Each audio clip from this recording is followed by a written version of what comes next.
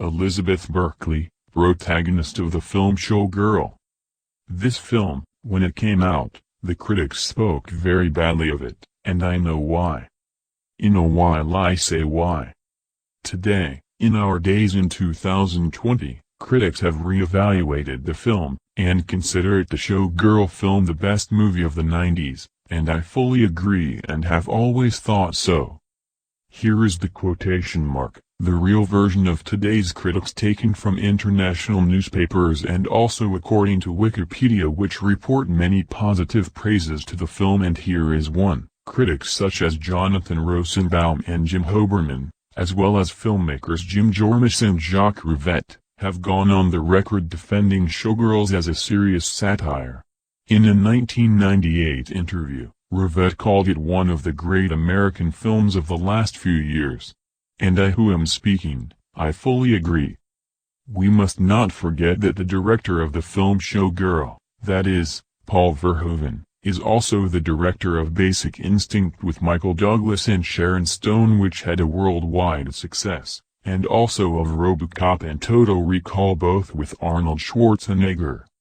The female protagonist of Showgirl, that is Elizabeth Berkley, is one of the best and most beautiful actresses who have ever been cast in Hollywood, but often the critics are racists on the reverse, and if an actress is too beautiful, they have the prejudice that she is not also good at acting, and this is a widespread prejudice.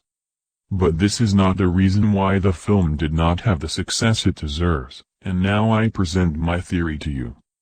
In the same time period, and also year and season, the film with Demi Moore was also launched, with a very similar theme that was entitled Striptease, which was produced by Sony, and now I am 25 years old, I can also say my theory, without being afraid that Sony gets angry with me. Here I believe that Sony has rented all the cinemas available in the world to distribute a lot of the film Striptease with a Demi Moore at the time at the top of the success, and that only Demi Moore cost Sony a $30 million contract for this movie.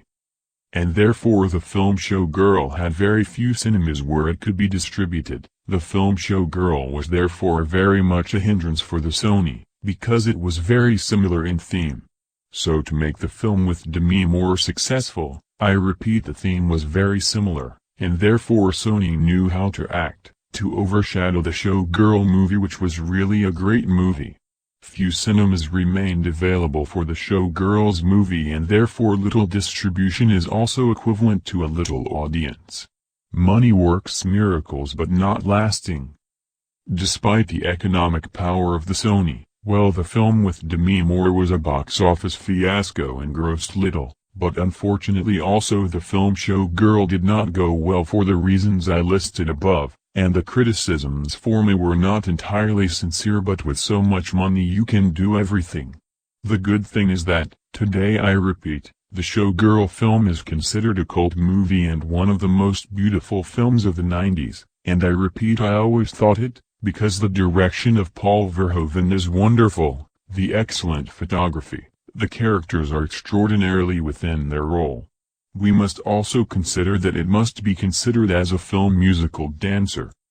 Unfortunately, the unflattering criticisms of the movie did not benefit the career of the good and beautiful Elizabeth Berkley, who for some years did not work anymore, but then a great film director, that is Woody Allen, understood the great talent of the actress and wrote her for one of her important films, and then Elizabeth Berkley also made a permanent role in CSI Miami.